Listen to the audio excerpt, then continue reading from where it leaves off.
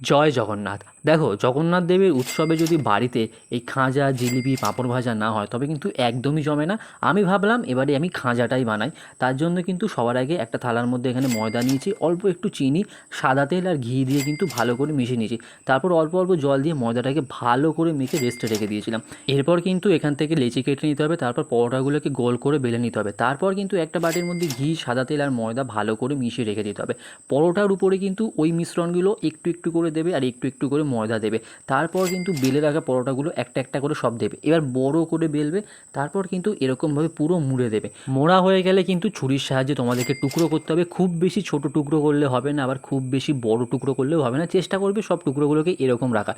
আর ভেতরের এই জিনিসটা দেখতে পাচ্ছ, এবার কিন্তু এটাকে বেলতে হবে। যখনই তোমরা বেলবে, খাঁজার যে ভেতরের ভাঁজটা সেটা কিন্তু তোমরা পুরোপুরি দেখতে পাবে। এটাই যখন তোমরা ভাজবে পুরো ফুল উঠবে। দেখো, তার জন্য কিন্তু সবার আগে কড়াইতে সাদা তেল দিয়ে দেবে। তেলটা যখন গরম হয়ে যাবে, একটা একটা করে খাঁজাগুলোকে দেবে, ভালো করে ভেজে নিয়ে কিন্তু এটাকে তুলে রেখে দিতে হবে। দেখতে পাচ্ছ, ভাজার পর কিন্তু পুরো এরকম দেখতে লাগবে। এবার কিন্তু ওটা চিনির শিরা করতে হবে।